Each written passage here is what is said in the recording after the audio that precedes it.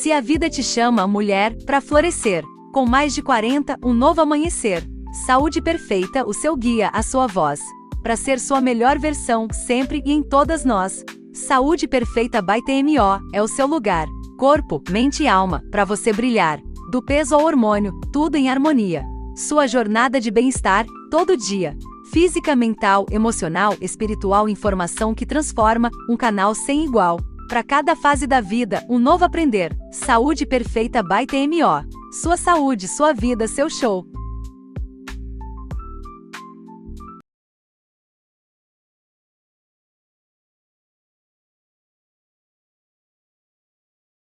Mais um dia, um episódio fantástico que você vai gostar muito de saber do nosso podcast Saúde Perfeita by TMO. E eu sou a doutora Tânia Almedo, endocrinologista e nutróloga, e junto com as minhas companheiras, que vão se apresentar agora, estamos aqui para te ajudar a ter uma saúde ainda melhor. Olá a todos, meu nome é Nairana, eu trabalho junto com a doutora Tânia, com a Tati, eu sou especialista em emagrecimento e também sou nutricionista funcional. Olá, meu nome é Tatiana, também faço parte dessa equipe maravilhosa, sou farmacêutica e estou me especializando em estratégias de saúde integrativa. Muito bom! E hoje nosso assunto é sobre o terreno biológico. Você tem ideia o que representa isso? Já ouviu falar nos interferentes do terreno biológico? O que eles podem fazer de bom ou de ruim para você? E por que eles estão tão correlacionados em o motivo por que adoecemos? Então, foi feito um estudo que eu vou comparar com vocês hoje sobre um terreno e sobre uma semente. E geralmente, quando a gente vê uma semente de alguma coisa, aqui nessa vasilhinha, eu tenho aqui semente de girassol e tenho outros tipos de semente, como sementes de damasco, sementes de jacarandá, eu tenho aqui semente de salsa e tenho aqui outros tipos de semente de outras plantas. Qual que é a diferença das sementes? Se eu pegar uma árvore como essa do jacarandá, essa semente ela vai demorar para crescer o mesmo tempo do que essa de salsinha? Com certeza não. Então, geralmente, uma semente traz dentro dela um futuro, uma missão de vida completamente diferente dentro do que ela pode se transformar. Só que vão imaginar assim, se eu pegar uma semente que ela tem uma missão de ser uma árvore frondosa, de provocar vários frutos, de gerar vida, ser usada em qualquer parte dela, e ela não for colocada num terreno que tenha um solo bom. Será que uma semente que era de girassol, se eu colocar num terreno pedregoso, ou num terreno que não tem as qualidades que o girassol precisa para se desenvolver, será que eu vou ter a mesma planta do que se ela for colocada num outro terreno que ela poderia ter um desenvolvimento melhor? Eu tenho uma paciente que uma vez contou que ela morava lá na Bahia, e na Bahia ela tinha uma plantação de coqueiro na casa dela, que ela gostava muito, porque sempre dava muito coco. E aí ela mudou para o interior aqui de São Paulo, e na hora que ela veio para cá, ela resolveu trazer alguns pés de coqueiro, porque ela tinha a impressão que esses pés de coqueiro eles poderiam também ser cultivados aqui, e ela queria manter né, essa vida que ela já tinha lá e manter essa tradição. Só que aí aconteceu uma coisa que ela não esperava e ela ficou muito chateada. Nunca mais ela teve coco. Nenhuma vez o coco conseguiu frutificar. E aí ela resolveu, depois de anos tentando, ela resolveu perguntar, né, para um agrônomo. Ela resolveu ir atrás e tentar descobrir por que que não conseguia de jeito nenhum ter coco ali. E aí ela resolveu, quando ela foi investigar, o agrônomo falou assim, olha, é preciso que seja investigado o solo para ver se os nutrientes necessários para que desenvolva o coco, se eles estão presentes nesse solo. E aí foi feita uma análise e estava faltando um nutriente que teria que existir para conseguir ter o coco. Daí eles resolveram fazer, né, uma suplementação ali. E a partir do ano seguinte, começou a aparecer coco. Então, o que a gente pode tirar de conclusão? Que talvez uma semente que pode ter toda a potência do mundo de ser uma árvore frondosa, às vezes, se ela não tiver num terreno, num solo fértil, ou um solo pelo menos adequado para que ela possa desenvolver, talvez ela não consiga chegar no potencial que ela pode. Não só de crescimento, quanto de frutificação. E qual é a principal função de uma semente? Geralmente ela quer ser semente, né? Então ela vai ser uma semente para dar muita semente no futuro após ela cumprir um ciclo de crescimento, de desenvolvimento. E aí ela vai ser, numa fruta, uma nova semente para criar outras sementes. Já pensou se a gente perguntasse para a semente quantas frutas ela vai conter? Ninguém sabe, não é? Então, por que eu estou falando isso? Porque nós somos sementes. A gente veio aqui com uma função nessa terra que ela é única, né? Então, tem a questão da gente e tem a questão do lugar que a gente está. E esse lugar, vamos dizer que chama terreno biológico, que é o solo onde nós vamos procriar, crescer, desenvolver. E aí eu vou convidar minhas amigas para falar sobre quem são os interferentes que podem fazer com que esse terreno ele não consiga fazer com que a gente tenha esse desenvolvimento necessário e não tornar tudo que a gente pode de potencial ou até nos adoecer. Então, existem alguns fatores que são interferentes do terreno biológico. Então, vamos conversar um pouco sobre isso hoje. Nossa, excelente essa sua comparação. Acho que ficou bem claro, né? Terreno biológico nosso é tudo o que cerca a célula e que vai fazer com que a célula possa receber os nutrientes, possa fazer a sua excreção, né? A célula, ela tem atividade metabólica, então ela tanto recebe quanto ela tira dela também. Então, o terreno biológico é tudo aquilo que cerca a célula e que, sendo tão importante, vai poder garantir que a célula tenha saúde e sobreviva ou não, se ele tiver os campos interferentes. O que pode servir de interferência nesse terreno biológico? Que pode atrapalhar esse ir e vir de excreção de nutriente para dentro da célula?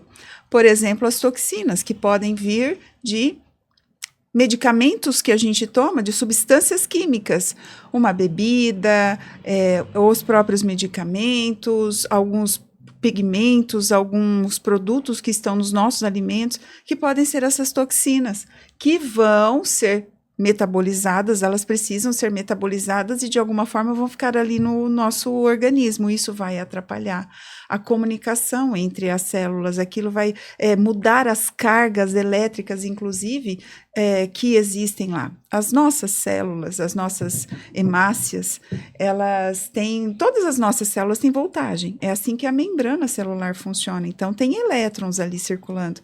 A hemácia, por exemplo, ela tem uma carga voltaica na membrana dela de 70 milivolts, mais ou menos. E o ideal seria ela ter isso. Dessa forma, quando uma hemácia chega perto da outra, carga negativa com carga negativa se repele. Aí as hemácias conseguem ficar bonitinhas, afastadas uma da outra, para poder circular, levar oxigênio, todos os nutrientes que a gente precisa. Mas quando a gente tem essas toxinas, por exemplo, espalhadas lá, que veio por conta dos nossos hábitos, esse meio começa a ficar com uma carga positiva. E aí, isso facilita a interação entre uma hemácia e outra, elas começam a ficar aglutinadas. Daí dá um monte de problema na nossa saúde, porque esse sangue ele já não consegue mais circular com a mesma eficiência que ele tinha antes, né? Por exemplo, o que pode atrapalhar esse terreno biológico também? Algum componente genético, uma facilidade ou uma dificuldade que a gente tem por conta de polimorfismos, formas diferentes dos nossos genes, e até a forma como ele está sendo ativado, que é o que a gente chama de epigenética, acima da genética, aquilo que a gente vive, que traz uma informação para esses genes e que vão fazer com que ele expresse determinadas partes dele, e aí a gente começa a ter maior dificuldade também. Isso também atrapalha o terreno biológico. A gente tem, por exemplo, as nossas emoções, né? Componente fundamental, porque um pensamento, ele também é uma carga elétrica que está correndo lá, ele também é uma informação para as células, e ele também essas emoções, elas podem tanto beneficiar esse terreno biológico, esse organismo, quanto atrapalhar também. Porque tudo é informação. E essa informação chegando em algum órgão pode fazer com que esse órgão mude um pouco o metabolismo dele. Mudar um pouquinho o metabolismo, por exemplo, de um fígado, já faz muita diferença no nosso corpo, né? A gente tem aquilo que atrapalha a poluição eletromagnética, a falta de contato com a terra mesmo, pisar no chão. Isso aí pode fazer o nosso corpo ficar muito carregado. E aí essas reações começam a acontecer de uma forma a gerar radicais livres, por exemplo. E a gente começa a ter essa superprodução de radicais livres, começa a danificar as células também. Esse é um terreno biológico bastante deturpado, né? Essa comunicação, essa terrinha que vai fazer com que poderia fazer com que as sementes cresçam, começou a ficar empobrecido, ele começou a ficar como a semente no pedregulho. Não tem nutriente, não tem condição de fazer com que essas células, essas sementes possam crescer, né? Temos também a nutrição? A nutrição, com certeza. A nutrição também afeta muito o terreno biológico. E aí, isso é na prática clínica, né? Que eu falo que as pessoas elas têm uma percepção muito, muito distorcida do que elas comem. Elas acreditam que elas comem menos do que elas comem e elas acreditam que elas comem melhor do que elas comem. Então, tá superestimando. Elas têm uma percepção muito distorcida de realmente do que elas comem. Não sei se é um pouco inconsciente como um mecanismo de defesa, né? Eu quero me auto-enganar. Acho que é um pouco isso, acho também que é um pouco de falta de informação mesmo. Então, come muitos alimentos que na cabeça dela tá arrasando. Por exemplo, granolas do supermercado, que aí quando vê tem o açúcar, ou tem aqueles adoçantes péssimos, ou tem milho, né? E a pessoa acha que ela tá arrasando. Então, tudo isso também interfere bastante. A emoção dela, como você falou, não só perante a vida, mas perante o alimento. Então, a crença que ela tem sobre aquele alimento também interfere bastante. Aquilo pode gerar, por exemplo, algo negativo, e aí isso gera uma resistência para ela também.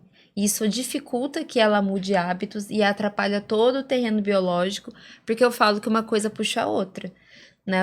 O emagrecimento ou saúde não é só a alimentação, ela é a cereja do bolo. Isso eu bato muito na tecla de emagrecimento, porque é o meu trabalho principal é esse. Mas as pessoas, elas acreditam que emagrecimento é alimentação e atividade física. E eu falo, não, isso aí é uma parte, Você não vê o ambiente em que a pessoa está inserida, assim, tendo uma Vejo, influência tem nisso? total influência, o ambiente que ela tá, as coisas que ela assiste na TV também influencia bastante, que ela vê no celular, as companhias, as pessoas que ela andam, como ela lida com as emoções no trabalho, com familiares, isso acaba afetando o sono. Então, tudo isso envolve o emagrecimento dela. E tudo isso afeta o terreno O terreno biológico. biológico. E ela não tem essa noção, ela não consegue enxergar isso. Na cabeça dela é alimentação, no máximo ali uma atividade física. Isso também não muda quando a pessoa tem alguma infecção, um quadro assim que ela passou. Isso debilita, isso interfere, você consegue ver isso também? A parte assim? emocional. Infecção por bacteriana, fúngica, Sim, claro que sim. essa desorganização da microbiota. Muito. A pessoa, ela relata cansaço. Aí a gente vai investigando, né? Pode ser o cansaço, pode ser várias razões. Só que ela começa a falar que os gases dela têm um cheiro muito forte. Ela começa a falar que ela tem muita vontade de comer doce. Que ela fica muito inchada, que ela sente ali uma distensão abdominal. As fezes é ótimo. A pessoa acha que a constipação é não ir no banheiro. A constipação pode ser ir no banheiro, mas não ter o esvaziamento completo. Ou quando até vai, mas tem que fazer muita força. E as fezes, realmente, para ser saudável, elas têm que sair em forma de banana e não tem muita dificuldade para sair. E a pessoa não enxerga como constipação, porque ela vai no banheiro. Ou ela vai muito. Já tive gente que vai 5 vezes. Nossa. Entendeu? E muitas fezes. E a pessoa não tá comendo tanto para volumes tão grandes assim de fezes. Então, isso também pode indicar uma má absorção. E isso é um campo interferente sim. no terreno biológico, Muito, né? muito. E ela não percebe, ela não entende isso. Aí eu consigo perceber que muitas vezes não é. Claro, o sono também interfere bastante, porque tudo isso também interfere no sono, né? Uma coisa leva a outra, puxa a né? outra. Exato. Por isso que o meu trabalho, a nutrição funcional, lá na clínica a doutora bate muito nisso, você também, que nunca é uma coisa só, não tem como tratar uma coisa só, porque tá tudo interligado. Exato. Não tem como. Aí agora a gente dá outro conceito, né, doutora? Então a gente diz que saúde é um terreno biológico adequado, equilibrado. Então agora a gente começa a nomear, né? Então o que é toda essa saúde perfeita? É um terreno biológico ideal, né? Exatamente. E falando um pouco sobre tudo que vocês já comentaram, se a gente fosse pensar numa árvore, né, uma árvore já adulta e onde ela está, né? Então, essa árvore, para ela ter o nutriente que fez com que ela crescesse e chegasse nesses galhos lindos, frondosos, ela teve que ter uma raiz forte, né? Uma raiz que poderia sustentar, que ela conseguisse ter toda essa expressão do que ela poderia ter e chegar. Geralmente, uma árvore vai pegar do solo o que tem ali na terra, que são os nutrientes que estavam ali. Então, pensando no nosso corpo, se tiver esses interferentes, as toxinas, os nutrientes saudáveis, os nutrientes não saudáveis, então, se a pessoa tem que ter pelo menos 54 coisas que ela não fabrica, que ela precisa ter de nutrientes diários para ela poder ter todas as reações químicas acontecendo. E dentro da escolha alimentar da maioria das pessoas, foi habituado desde que nasceu até a vida toda a gostar só de 15 a 20 alimentos. Então, a pessoa ela tem 5.000 ou mais alimentos na natureza e ela só gosta de 15 a 20. e dificilmente esses 15 ou 20 conseguiriam fornecer esses 54 elementos que o organismo precisa. Então, de certa forma, ele vai ficar desnutrido. Exatamente. Então, igual eu comentei do exemplo lá do coqueiro. Às vezes a pessoa ela tem uma preferência alimentar, que ela vai sempre estar repetindo aquele hábito. Ela prefere, igual a Nay falou, ela gosta, né? Ela acredita que o que ela está comendo está certíssimo e ouve falar que é legal determinadas coisas, acaba sendo um pouquinho enganada pela parte da indústria mesmo. Porque a propaganda de alguma coisa, ela acaba, dependendo da pessoa, interpretando de uma forma incorreta uma informação. Por exemplo, quando lançou o H2O, né, as pessoas pensavam assim, então eu não vou usar refrigerante, vou usar o H2O. Por quê? Porque na cabeça dela, ela assim, achava que aquilo era água, que era, né? Até hoje tem gente que pensa isso. Que era uma coisa, nossa, muito melhor, né? Usar o H2O do que usar um outro tipo de cola, né? E assim como algumas outras coisas, né? Isso aqui é diet, isso aqui é fit, isso aqui é, né? Então, às vezes, a impressão, quando parece ser saudável, um nome que está escrito ali no alimento, a pessoa acredita que aquilo lá não vai fazer mal, que não pode comer à vontade. E era só uma estratégia de marketing. Exatamente. Quando começou as comidas diet, né, para diabetes, essas coisas, eu lembro que os pacientes, eles pensavam assim, se é diet, pode. Né? Eles não pensavam assim, nossa, 1,5 pedaço do diet, ele vale 1 pedaço do normal. Às vezes a gente não tem ideia do que é diet, light, né? Então. Diet é você retirar ali que as pessoas acham que diet é retirar só o açúcar. E não necessariamente é tirar o açúcar.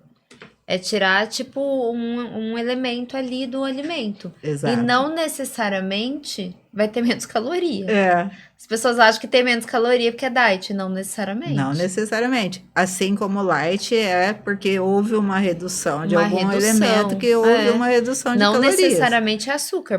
Pode ter reduzido a gordura, por exemplo. E é por isso que a gente sempre bate na tecla aqui, né? Que conhecimento liberta, que conhecimento é poder, né? Porque a gente percebe que nós, às vezes, conhecemos pouco e às vezes a gente comete erros sucessivos por falta do saber mesmo, né? É interessante a gente falar sobre isso. E o adoçante, por exemplo, eu acho que é interessante comentar isso, porque dentre os aditivos alimentares que criam grandes problemas de saúde, a maioria dos adoçantes, eles foram criados com outras intenções, né? Tem adoçante que a intenção era ser uma tinta, outro era ser um inseticida, outro era para ser uma medicação. Então, assim, na hora que é muito curioso, né, as histórias dos adoçantes. Aí uma pessoa estava criando um inseticida, do nada lá, pegou a vasilha errada, experimentou lá, tinha gosto doce. Aí eu pensei, então em vez de ser o inseticida, vamos fazer o adoçante. Então tem, né, essa questão e o jeito de preparar, né, determinados alimentos, dependendo do jeito que está sendo usado esse adoçante, às vezes ele vai se transformar em uma outra substância, né? Então ele era uma coisa, aí a hora que aqueceu vira ácido fórmico, que é veneno de formiga, e a pessoa está tomando veneno de formiga lá no adoçante. E aí, na cabeça dela, não, eu vou comer o lanche, vou mais comer saudável, não sei o né? quê, e vou tomar refrigerante zero, né? Porque vai ser... aí não vai ter a caloria, né? Pensando nessa ideia, o problema é a caloria. As pessoas pensam ainda muito na caloria. E aí eu vejo assim, esse terreno sem nutrição, por conta dessas escolhas, que às vezes a pessoa tem essa repetição das mesmas comidas o tempo inteiro. E aí, como que ela vai ter uma variedade de proteção, de coisas que vai ajudar a saúde dela, sendo que a mesma coisa só vai ter a mesma coisa? Não Eu tem acho como. interessante a gente também comentar, porque assim, às vezes a pessoa tá, o que eu tô comendo é saudável. E às vezes o alimento é saudável mesmo, mas a gente também tem que levar em consideração que aquele alimento ele foi plantado em um solo.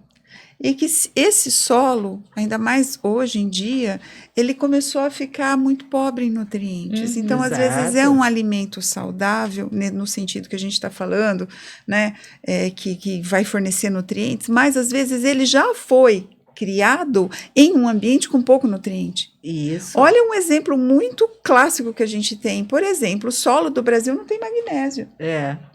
Não é? A gente tem uma dificuldade em ter magnésio nos alimentos saudáveis, porque o solo está carente de magnésio. E é raríssimo ter, né? Mesmo vários lugares do Brasil, praticamente era para ter e não tem. E não tem. E dentro do nosso corpo, essa nutrição que a célula precisa, desses 54 elementos que são essenciais e que o organismo precisa, eles vão moldar todo o funcionamento do organismo. Então, pode ser que eu tenha 53 em quantidade bem bacana, mas falta um. E ele está numa quantidade bem pequenininha. Nosso organismo, ele vai balizar ali, pelo menor. Exato. Então, é importante a gente saber, e isso também o que o terreno biológico precisa, dessa nutrição adequada, vinda da fonte correta, né? E bem utilizada, né? Posta no momento correto. Então, é bom a gente saber tudo isso, né? Porque se a gente não tiver essa variedade alimentar, se a gente se mantiver na monotonia alimentar, o nosso organismo ele vai começar a sofrer por conta disso. Alguns elementos que são essenciais estão em pequena quantidade ou às vezes inexistente.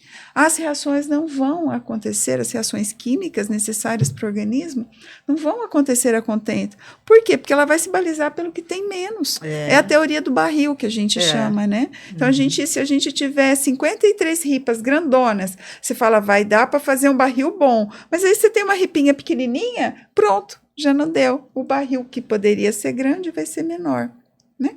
E uma coisa interessante pensando nisso é que, por exemplo, se o solo que foi plantado lá um alimento que a gente vai usar como fonte de vitamina, se nesse solo ele foi prejudicado por agrotóxico, por algum produto químico que foi usado ali, um pesticida, um herbicida, alguma coisa assim, quase sempre já está dentro da terra esse pesticida, esse agrotóxico. Portanto, quem vai ser o alimento dessa planta que vai produzir o fruto que a gente vai usar, achando que vai ser fonte de uma vitamina. Às vezes, dentro da planta, já está com veneno. Um grande exemplo disso e que está sendo muito estudado e está sendo a ele atribuído muitos de algumas doenças que começaram a ter uma incidência muito grande recentemente é o glifosato. O glifosato ele é passado entre terminou de coletar o campo para que não cresça ervas daninhas, eles passam glifosato. O glifosato é um quelante. Ele puxa para ele os minerais daquela erva daninha, ela não cresce. Só que ele fica lá no solo. Plantou o que então vai ser o nosso alimento, vai ficar lá naquele alimento. O que ele vai fazer, o glifosato, dentro do nosso corpo? Ele vai quelar os nutrientes para ele. E a gente tem falta de nutriente por conta dele, que vai fazer essa quelação e vai tirar das vias normais que aqueles nutrientes poderiam atuar. É um exemplo disso. Né? E às vezes existem alguns alimentos que, por exemplo, em décadas atrás, às vezes, por exemplo, para ter uma dose de licopeno, né, que é uma coisa importante para a saúde do coração, dos olhos, um monte de outras coisas. Às vezes, na época lá, sei lá, nos anos 30, há muitos anos atrás, era necessário apenas 2 tomates para fazer um molho para já ter uma dose razoável de licopeno. Hoje, se pôr 15 tomates, Não vai ter essa mesma quantidade. A mesma quantidade. Então, infelizmente, a gente pode pensar que a ideia, assim, é necessária a suplementação, né? Porque às vezes a pessoa fala, às vezes gostaria, né? Que a comida realmente fosse suficiente para poder fazer com que a pessoa não precisasse de tomar medicação. Uhum. O problema é que, infelizmente, não tem mais um solo tão bom, né? Que tem ainda mantendo toda essa qualidade nutricional que gostaríamos que, igual tem nos livros de nutrição, e ele não consegue, Não é né? bem Não assim, dá né? conta, não porque a pessoa não cuidou bem da plantação. Aí volta esse exemplo que eu falei, porque de repente isso aqui é uma terra que está cheia de agrotóxico. Uhum. Se eu pegar qualquer uma dessas sementes boas e colocar nessa terra, ela vai não ser uma semente igual ela poderia. Então, ela não vai ter como deixar de ter alguma coisa ruim junto, Exato. né? O que é difícil é que vários alimentos têm isso. Então, de repente, não existe uma conta que a pessoa vai fazer, qual é a dose máxima que uma pessoa pode ingerir de um produto químico ao longo de um dia para não afetar a saúde dela. Não temos. Olha, outro exemplo de como os alimentos mudaram ao longo do tempo, nos últimos 20 anos, o que se tem assim estudado e visto é que a superfície protetora dos legumes, das frutas, se espessaram em 400 vezes para dar conta porque isso seria uma proteção do alimento em relação ao agrotóxico. Ela foi espessando aquela camada, foi espessando e concentrando o agrotóxico lá. Hoje em dia já é um problema. Eu não recomendo as pessoas comerem casca. Eu não recomendo. E porque até as fica na lectinas. As lectinas também aumentaram bastante, que também são essa proteção que alguns alimentos possuem. Ali se concentra uma grande quantidade de agrotóxico, inclusive a proteção delas. E às vezes a gente não sabe e vai comer. Hoje eu peço para todo mundo tirar casca. Porque não dá para confiar, né? Não dá. E Não fora temos como isso, saber. assim, o alimento in natura é uma coisa. O alimento, quando ele passa por um processamento para o refinamento, né, da farinha, do arroz e outras coisas, existe uma grande perda do nutriente, da fibra, das coisas. Às vezes a vitamina ficou lá no que foi tirado. E, por exemplo, no caso da farinha do Brasil, ela tem a necessidade de, por ter tirado tudo, né? Então eles colocam de volta, que não é o original, né? O ácido fólico e o ferro, né? Tem que ser acrescido para poder falar que tem alguma vitamina, né? E não talvez a melhor absorvida, né? Não é o melhor ferro, não é o melhor ácido fólico. E para ficar do jeito que a farinha do Brasil é usada, hoje contém uma mistura para pão. Ela contém 22 produtos químicos, só na farinha. Só na farinha. Então, o que acontece com esses 22 produtos químicos? Ali tem antifungo, tem muito ácaro, tem o que tem na Coca-Cola, tem parafina de vela, tem cal de construção. Tem várias coisas ali que a pessoa nem imagina que está usando. Tem metal pesado, tem chumbo, tem arsênico, tem cádmio. Então, assim, infelizmente, a pessoa está não sabendo, às vezes, que a nutrição tão importante, assim como para o solo, como para a gente, ela pode estar tendo tanta interferência negativa, já na parte até do saudável, né? Do que deveria ser que saudável. Entra na conta do saudável e não né? E entra essa parte que você bem colocou, porque se por pensar na teoria do barril, que realmente a gente tem que ter todas as partes iguais para poder fazer uma reação química. E se uma das partes estiver faltando, até ela não chegar, não vai acontecer essa reação química. Então, qual que na verdade é o grande problema das pessoas? É comer muito ou não ter as coisas que vai fazer com que funcione certo o organismo. E aí causa obesidade e a gente vê um monte de pessoas obesas desnutridas. Que isso acontece muito, também aparece. Pessoas realmente obesas, você vai ver os exames, tá tudo deficiente. As vitaminas, os minerais. Teve um estudo recente, isso falando das crianças, que eles colocaram que é a primeira vez assim, na história que as crianças obesas ganharam das crianças desnutridas. Tem mais criança obesa do que desnutrida hoje. Só que os dois problemas são iguais. Porque se somar as duas partes, elas ganham sei lá, muito na proporção. Por quê? Porque o problema é a alimentação deficitária. Os dois têm o mesmo problema, né? E aí vamos pensar nesse solo que ele vai passar a ter uma semente, que é nós, né? Que somos a nossa vida. E aí, uma parte que eu vejo que é muito importante, e a gente poderia pensar como uma segunda parte desse papo, que a gente vai continuar falando, mas que vai recomeçar como uma segunda parte desse papo, que é a interferência do que acontece com a gente no meio ambiente, porque não só a questão da genética e da epigenética, mas essa questão do que acontece com a criação do pensamento e da parte da estrutura da cabeça da pessoa, né? Então, a gente vai dar uma pequena pausa e voltamos com a segunda parte para Fechou. você ouvir sobre esse assunto que é muito importante.